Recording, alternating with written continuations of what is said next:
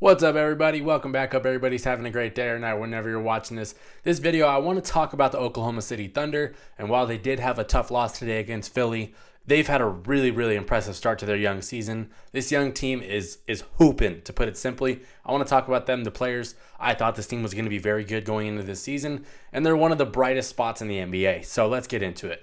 If you're new to the channel, please subscribe. If you enjoy this kind of content, please like the video. But time to talk about the Thunder. This is one of, if not the best young team in the NBA. They're 11-5. They're 8-2 in their last 10. They're really rolling to start the year. And there's a lot of impressive things that you can talk about with the Thunder. So in the comments, let me know what has impressed you the most.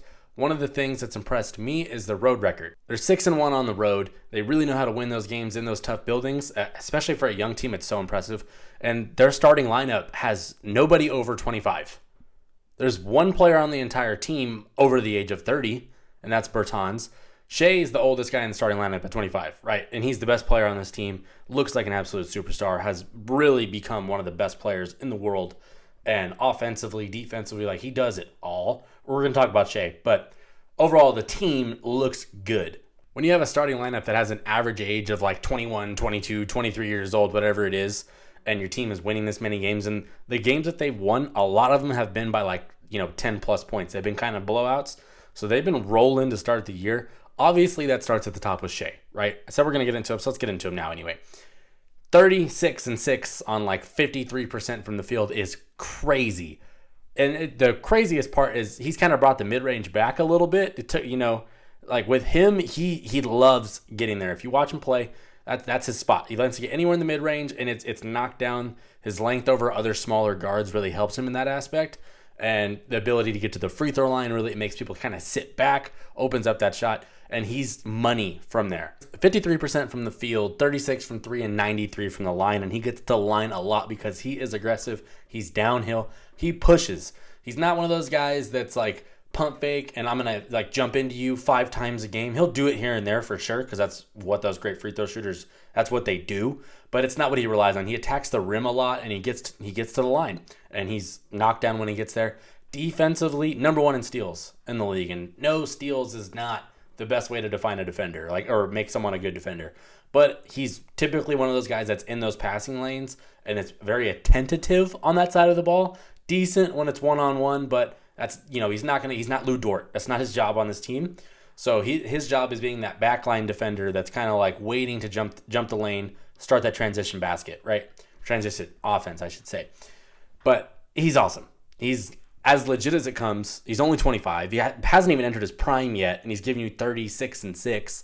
And any given night, he could go for 40 plus. What else can you ask for out of a young player?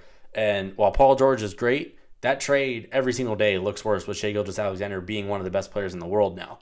And with him being one of the best players in the world, you have a top 2 offense in the West, and you have a top 5 defense in the West. So you're one of the best teams overall in your conference.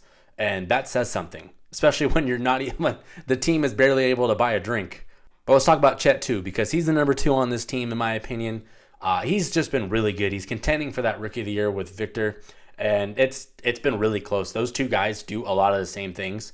Chet's one of the better incoming big men that we've had in the last 5 years. And it kind of shows in his game, and he gives you, 17 points, 8 rebounds on 56, 43, 88. 56% from the field, 43 from 3, and 88 from the line. That is efficient as it comes.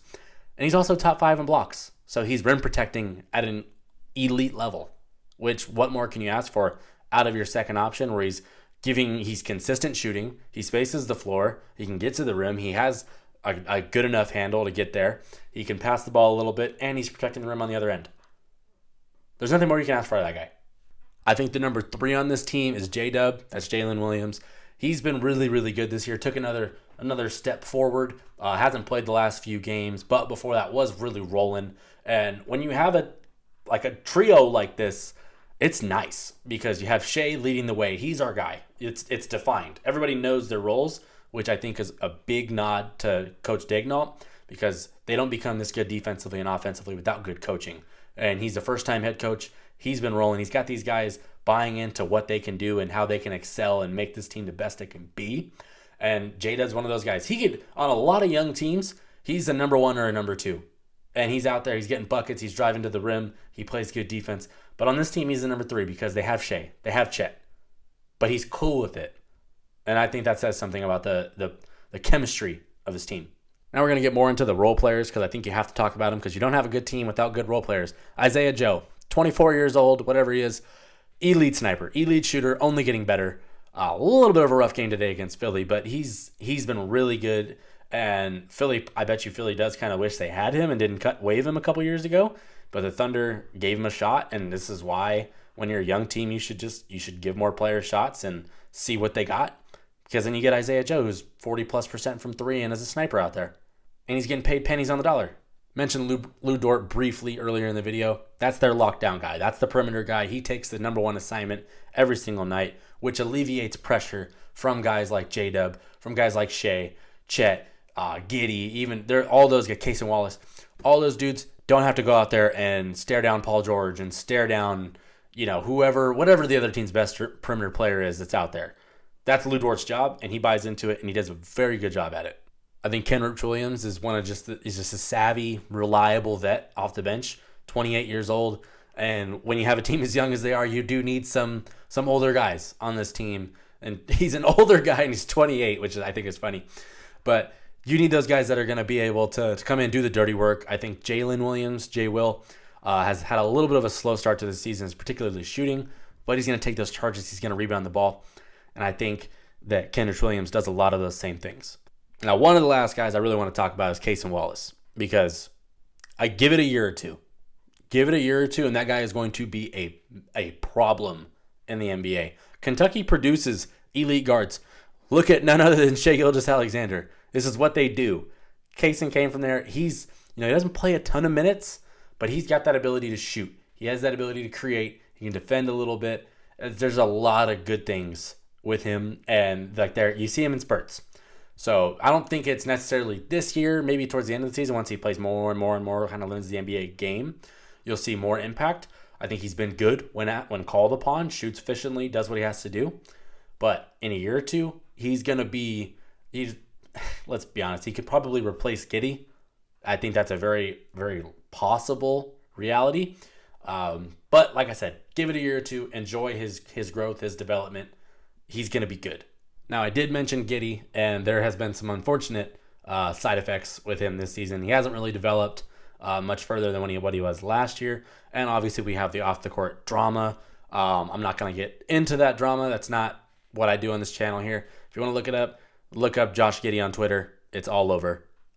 If you haven't heard, I'd be surprised if you're watching this video particularly.